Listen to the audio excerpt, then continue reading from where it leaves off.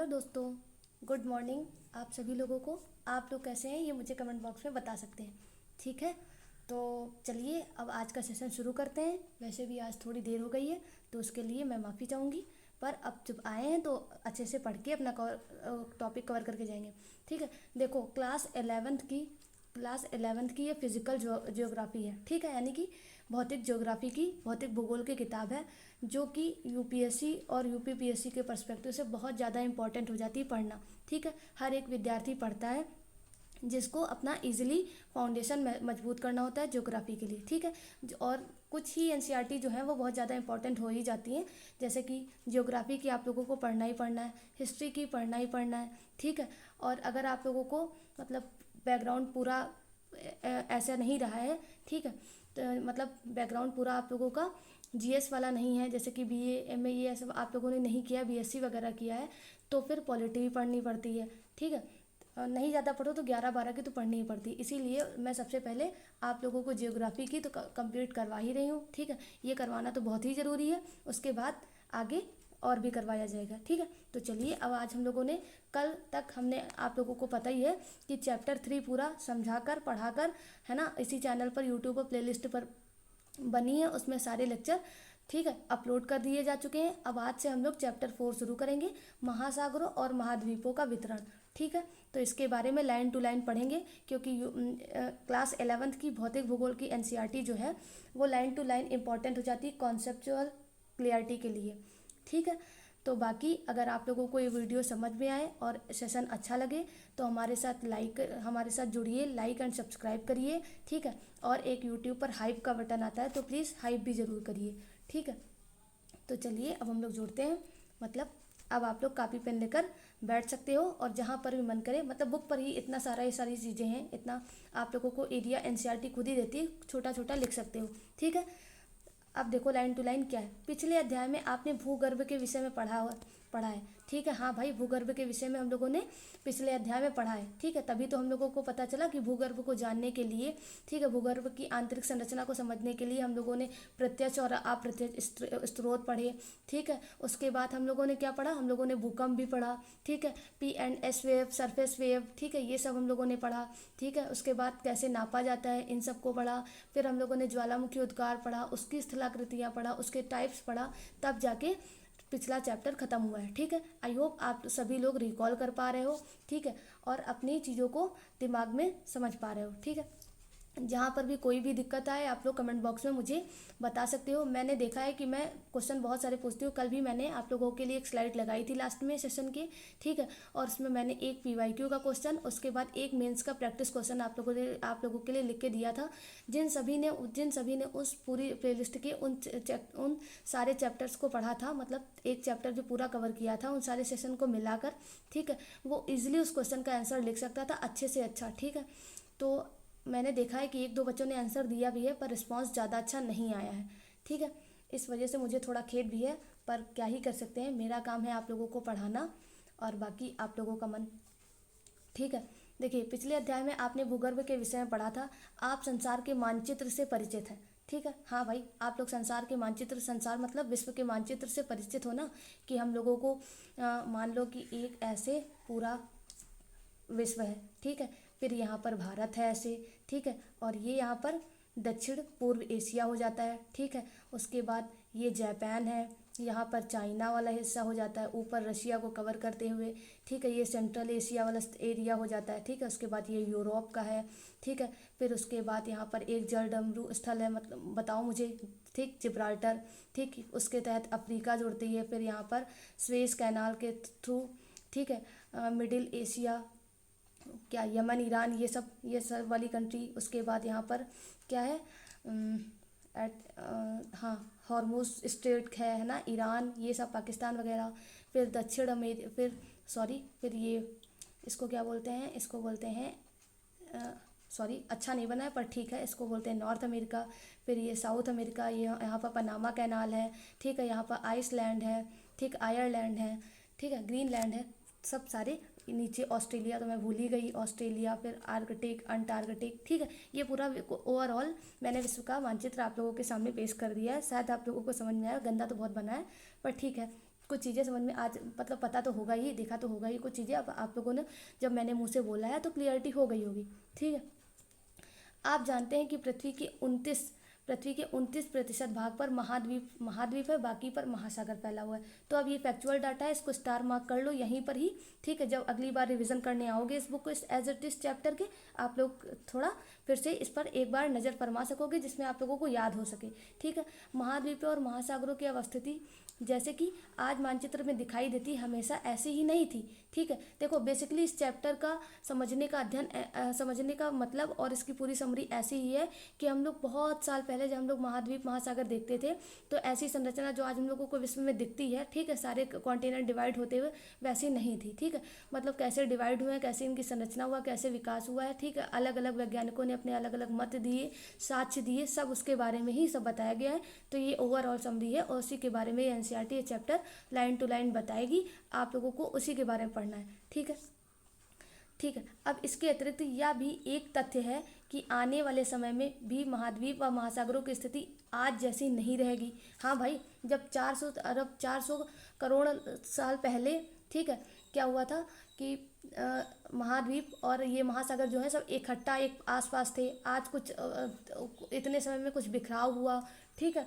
और आगे वाले समय में ये भी एक फैक्ट है कि ये सब मूवमेंट कर रहे हैं और मूवमेंट करते हुए कहीं भी कुछ भी हो सकता है, ठीक है। जैसे कि आप लोगों ने सोमालिया, जो अफ्रीका में सोमालिया है, वहाँ पर देखा ही होगा, वहाँ पर न्यूज़ में अक्सर बना रहता है कि वहाँ पर क्या हो रहा है, वहाँ पर दरार पड़ रही है, ठीक है। अब दरार पड़ने का मतलब क्या है कि वो धीरे धीरे दरार आने वाले समय में बढ़ेगी, ठीक है। और वो इतना हिस्सा क्या होगा, हॉर्न ऑफ अफ्रीका का हिस्सा सोमालिया लैंड से वो क्या हो जाएगा, हट जाएगा, ठीक है। तो ये भी एक स्ट्रक्चर उसमें फॉर्म हो सकता है और ऐसे ही विश्व में बहुत सारी स्थलाकृतियों में ऐसा हो रहा होगा, ठीक है। खैर, अब आप लोगों को ये बातें इतनी समझ में आ ही गई होंगी।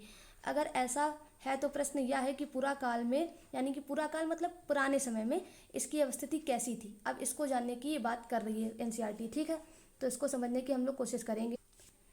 यदि यह सच है कि महाद्वीप और महासागरों की अवस्थिति में परिवर्तन हुआ है और भी और हो भी रहा है, ठीक है, तो आप यह जानकर आश्चर्यचकित होंगे कि वैज्ञानिक यह सब कैसे जानते हैं, ठीक है। देखो एनसीईआरटी की एक ही खासियत होती है कि वो अपनी लैंग्वेज को बहुत इंटरेस्टिंग वे में क्रिएट करती है, स्ट्रक्चर करती है, ठीक है, जिसमें बच्चों का मन लग जाए पढ़ने में, ठीक। इसीलिए वो इतनी लाइनें ये सब लिख रही है जिससे आप लोगों को एक स्टोरी मन में क्रिएट हो, ठीक है, और आप लोगों को समझ में आने लगे चीज़ें। इसी के बारे में इस तरह से लाइन लिख कर आप लोगों को एक स्टोरी फॉर्म करने की कोशिश कर रही है दिमाग में। अब वही स्टोरी आप अपने मन में थोड़ा इसकी लाइन से बनाते जाओ कि क्या कैसे कैसे हुआ था, ठीक है। उन्होंने इन महाद्वीपों एवं महासागरों के पहले की स्थिति का निर्धारण कैसे किया होगा, ठीक है। इन्हीं प्रश्नों के उत्तर और इससे संबंधित प्रश्न ही इस अध्याय का विषय है, ठीक। तो अब विषय भी बता दिया उसने अपना, ठीक है। अब हम लोग महाद्वीपीय प्रवाह यानी कि कॉन्टिनेंटल ड्रिफ्ट पढ़ेंगे, ठीक है। अब ये देखो कॉन्टिनेंटल ड्रिफ्ट क्या हुआ, मतलब ये प्रवाह कैसे हुआ। अटलांटिक महासागरीय तट रेखा की आकृति को ध्यान से देखें, ठीक है। अगर आप लोगों के पास मैप हो तो प्लीज़ एटलस खोल के बैठ जाइए, ठीक है, और आप लोग देखते रहिए, ठीक है। अटलांटिक महासागर तट रेखा की एक आगे इसमें फिगर है, मैं अभी आप लोगों को दिखाऊंगी, अभी पढ़ते जाइए क्योंकि स्लाइड ऊपर या नीचे करने में थोड़ा इसमें दिक्कत होती है, ठीक है। आकृति को ध्यान से देखें, मैं बना ही देती हूँ। अटलांटिक महासागर की तट रेखा की आकृति को ध्यान से देखें। अब देखो, मान लो कि ये विश्व है, ठीक है, और ये हम लोगों का एरिया हो गया, ये हो गया नॉर्थ अमेरिका का हिस्सा, ठीक है। इसी से जुड़ा है साउथ अमेरिका, ठीक, साउथ अमेरिका जुड़ा है। उसके बाद ये है ऐसे ही करके कुछ है शायद, ये है अफ्रीका, ठीक, और यहीं पर है अटलांटिक ओशियन, ठीक है। तो अब अटलांटिक ओशियन की तट रेखा को देखने को बोला है, ठीक है। अब ये इसकी पूरी तट रेखा है मान लो, ठीक है, तट रेखा है। इस महासागर के दोनों तरफ की तट रेखा में आश्चर्यजनक सममिति यानी कि सिमेट्री है। इस समानता के कारण बहुत से वैज्ञानिकों ने दक्षिण व उत्तरी अमेरिका तथा यूरोप व अफ्रीका के एक साथ जुड़े होने की संभावना को व्यक्त की। देख रहे हो आप लोग, देखो दक्षिण अमेरिका का हिस्सा कुछ ऐसा है, ठीक है, ऐसा ये ब्राज़ील वाला हिस्सा है, मतलब ये आगे का उभार लिए और ऐसा है, और ये अंदर से धंसा हुआ है अफ्रीका का हिस्सा। तो मतलब कुछ वैज्ञानिकों ने उस टाइम अंदाज़ा लगाया कि ये वाला हिस्सा एक समय में इन दोनों में ज्वाइंट था, ठीक है, और समय परिवर्तन से क्या हुआ, इन दोनों में कुछ ऐसा हुआ कि दोनों टूटकर अलग हो गए, ठीक। तो यही बात कही जा रही है।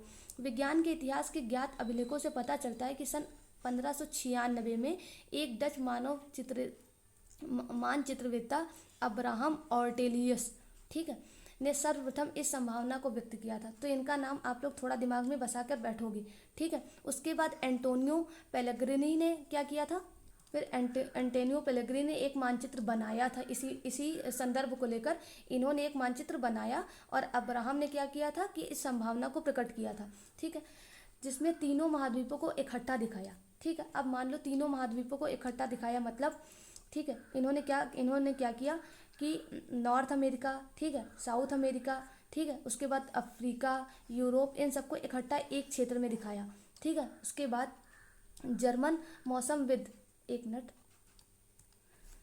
जर्मन मौसमविद अल्फ्रेड वेगनर, यानी कि अल्फ्रेड वेगनर, ठीक है। अब यहाँ से लाइनें बहुत ज़्यादा इंपॉर्टेंट है, प्लीज़ बहुत ज़्यादा फोकस करके बैठना। उन्होंने महाद्वीपीय विस्थापन सिद्धांत सन 1912 में प्रस्तावित किया।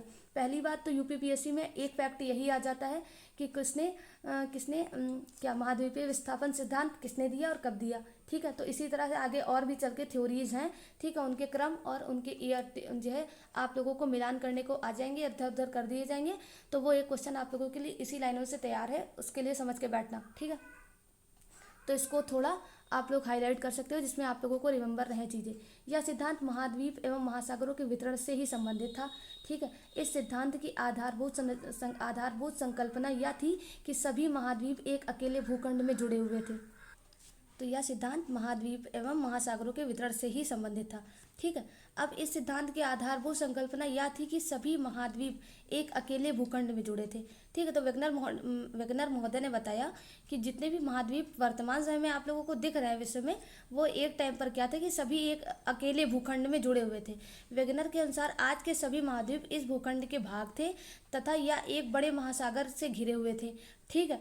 मतलब एक मान लो कि जो विश्व में सारे कॉन्टिनेंट फैले हुए हैं, वो वेगनर ने बताया कि एक टाइम पर ये सारे एक पास में एक ही खंड में जुड़े हुए थे, और आसपास जो महासागर था, ठीक है, तो इन्होंने एक आसपास के महासागर से घिरे हुए इसको बताया, ठीक है।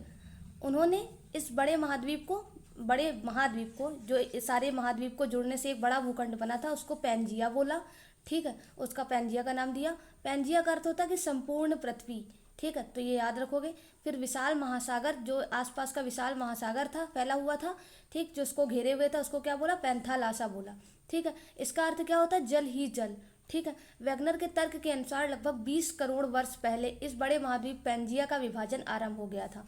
तो इन्होंने बताया कि जो आज आप लोगों को अलग अलग कॉन्टिनेंट दिख रहे हैं, उनका विभाजन 20 करोड़ वर्ष पहले शुरू हो गया था, ठीक है। तो पैंजिया पहले दो बड़े महाद्वीप पिंडों यानी कि लॉरेंसिया और गोंडवाना लैंड क्रमशः उत्तरी और दक्षिणी भूखंडों के रूप में विभक्त हुआ, ठीक है। फिर इन्होंने बताया कि एक पैंजिया था, मतलब एक बड़ा भूखंड था, तो वो उसका विभाजन एक टाइम पर ऐसे शुरू हुआ कि ये भूखंड दो भागों में डिवाइड हो गया पहले। तो एक ऊपर हो गया लॉरेंसिया और नीचे हो गया गोंडवाना लैंड, ठीक, उत्तर और दक्षिण में डिवाइड हो गया। तो इन्होंने ये बात बताई। उसके बाद क्रमशः उत्तरी और दक्षिणी भूखंडों के रूप में विभक्त हुआ। इसके बाद लॉरेंसिया व गोंडवाना लैंड धीरे धीरे अनेक छोटे हिस्सों में डिवाइड होना शुरू हो गए, ठीक है, जो आज के महाद्वीप के रूप में महाद्वीपीय विस्थापन के पक्ष में अनेक प्रमाण, ठीक है, जो आज के महाद्वीप के रूप में है, ठीक है, ये बताया। उसके बाद इन्होंने अगली लाइन बोली कि महाद्वीपीय विस्थापन के पक्ष में अनेक प्रमाण भी प्रस्तुत किए, इनमें से कुछ इस प्रकार हैं। तो पहले इन लोगों अब इन्होंने जब ये बात कही हो तो शुरू में कौन मानता है कि ये बात सही कह रहे हैं या गलत कह रहे हैं, ठीक है। इसी तरह और भी वैज्ञानिक जो इन्होंने ये बताना चाहा तो इनकी बात कोई मान नहीं रहा था, तो इन्होंने कुछ प्रमाण देने की भी कोशिश की। उसमें सबसे पहले क्या आता है, महाद्वीपीय विस्थापन के पक्ष में प्रमाण में महाद्वीपों का साम्य, इसी को बोलते हैं जिगसॉ फिट,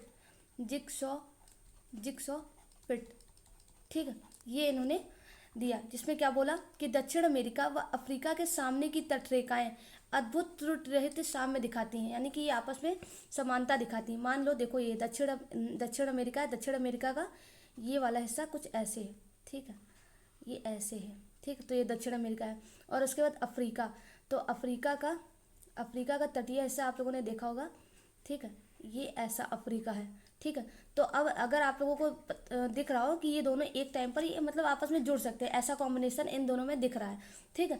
तो इन्होंने इन दोनों को दक्षिण अमेरिका और अफ्रीका का एक एग्जाम्पल दिया। उसके बाद बोला कि यह भी ध्यान देने योग्य है कि 1964 ईस्वी में बुलर्ड ने एक कंप्यूटर प्रोग्राम की सहायता से अटलांटिक तटों को जोड़ते हुए एक मानचित्र तैयार किया, ठीक है। और उसके बाद तटों का यह साम्य बिल्कुल सही सिद्ध हुआ, ठीक है। साम्य बिठाने की यह कोशिश जो आज तट रेखा की अपेक्षा 1000 फैदम की गहराई, ठीक है, गहराई की तट रेखा के साथ की गई थी। तो उसके बाद ये दूसरा प्रमाण आया बुलर्ट महोदय ने जो कि दिया था, ठीक है। फिर सेकंड लाइन क्या है, महासागरों के पार चट्टानों की आयु में समानता, ठीक है। अब महासागरों के पार मतलब महासागरों के पार का मतलब होता है आर पार, ठीक है, मतलब उसके किनारों पर, मतलब उसकी महासागरों के पार मतलब उसके किनारों पे, यानी कि चट्टानी, जैसे देखा नहीं कोई कोस्टल एरिया, उसको पार बोल सकते हो, ठीक, तुम लोग, ठीक है। तो आधुनिक समय में विकसित की गई रेडियोमेट्रिक काल, ठीक, रेडियोमेट्रिक काल निर्धारण यानी कि रेडियोमेट्रिक डेटिंग विधि से महासागरों के पार महाद्वीपों के चट्टानों के निर्माण के समय को सरलता से जाना जा सका। मान लो कि महासागर के पार मतलब उसकी कोई भी महाद्वीप है, उसकी कोस्टल एरिया पर, ठीक है, जो रॉक है, जो चट्टाने हैं, उनकी क्या रेडियो डेटिंग की गई, ठीक है। और उनमें रेडियो डेटिंग के तहत देखा गया कि जो भी कॉन्टिनेंट है सामने, जैसे ये नॉर्थ अमेरिका है और ये साउथ अमेरिका है, ठीक, ये यूरोप वाला हिस्सा है, ये अफ्रीका वाला हिस्सा है, ठीक है। तो इसमें जो ये कोस्टल एरिया पर जो रॉक्स हैं, ठीक है, जो रॉक्स हैं उन सब में आपस में समानता दिखाई दे रही है कि दक्षिण अमेरिका अफ्रीका से समानता दिखा रहा है और नॉर्थ अमेरिका यूरोप से समानता दिखा रहा है, ठीक है। तो ये एक इन्होंने साक्ष्य प्रस्तुत किया।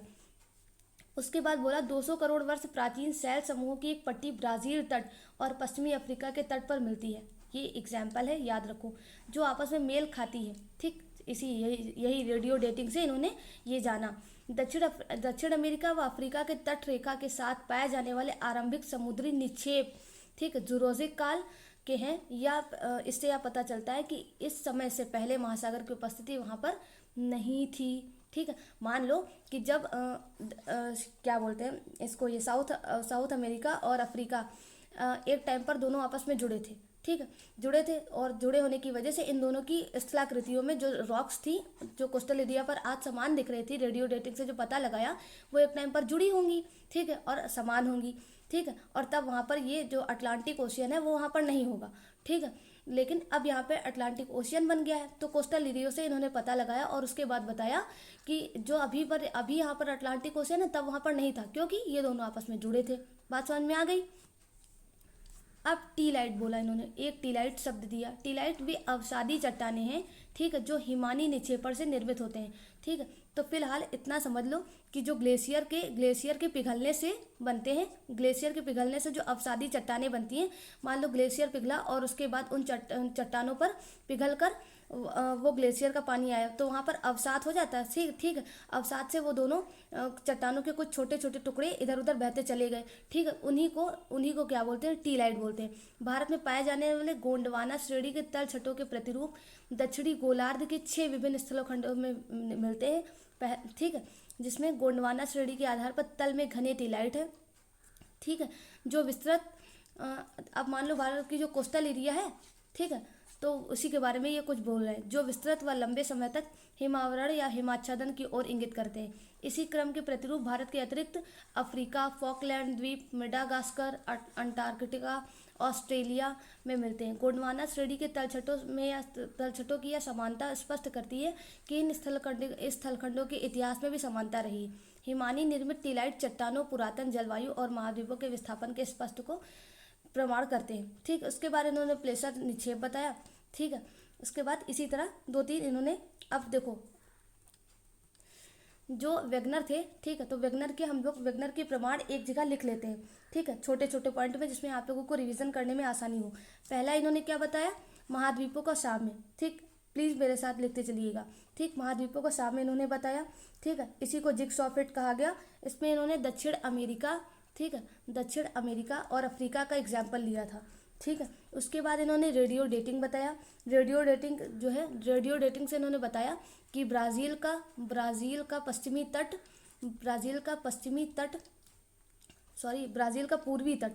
ठीक, ब्राज़ील का पूर्वी तट जो है वो अफ्रीका के पश्चिमी तट से मेल खाती हैं, इन्होंने ये बताया, ठीक है। उसके बाद इन्होंने क्या बताया, उसके बाद इन्होंने अटलांटिक महासागर के जीवाश्मों में समानता बताई, ठीक है, तीसरा पॉइंट ये लिख लेना।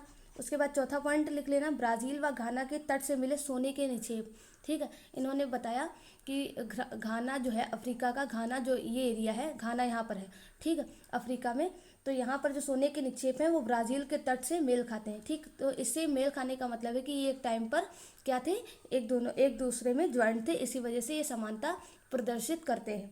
ठीक है, उसके बाद इन्होंने पांचवा बताया लैमूर के बारे में। लैमूर जो Bharat plus Madagascar plus Africa और प्लस किसमें, हाँ, लैमूर जो है वो मेडागास्कर, भारत और अफ्रीका 3 देशों में रहता है, जिसको इसी वजह से उसको बोला गया लेमूरिया। ठीक है, उसके बाद मेसोसॉरस के बारे में बताया, ये रेंगने वाला एक जीव है जो केवल ब्राज़ील में ही पाया जाता है। ठीक है, तो ये आप लोगों को इनके प्रमाण के बारे में पता चल गया। खैर, इनके प्रमाण को इतना लोगों ने वरीयता नहीं दी। ठीक है, इसी वजह से ये अपनी इनकी कुछ अयोग्यताएं भी हुई। ठीक है, इनको नापसंद भी किया गया। बाद में इनकी चीज़ें, इनके द्वारा बताई गई चीज़ों को प्रूफ दिया। ठीक है, उसके बाद इनको प्रमाण भी मिला, चीज़ें समझ में आई भी लोगों को, लेकिन उस टाइम ये स्वयं अपनी बातों को सिद्ध नहीं कर पाए, इसलिए इनको वरीयता उस टाइम पर नहीं दी गई थी। ठीक है, तो और इनकी सीमाएं क्या थी, एक बार सीमाएं भी पढ़ लो इनके सिद्धांत के बारे में, जो इन्होंने महाद्वीपीय विस्थापन सिद्धांत दिया था। ठीक है, तो पहला सिद्धांत, पहली सीमा इनकी लिख लो कि प्लेटो का विस्थापन सिद्धांत जो है, प्लेटो का विस्थापन सिद्धांत में विस्थापन सिद्धांत इन्होंने पहला पोलर ध्रुवीय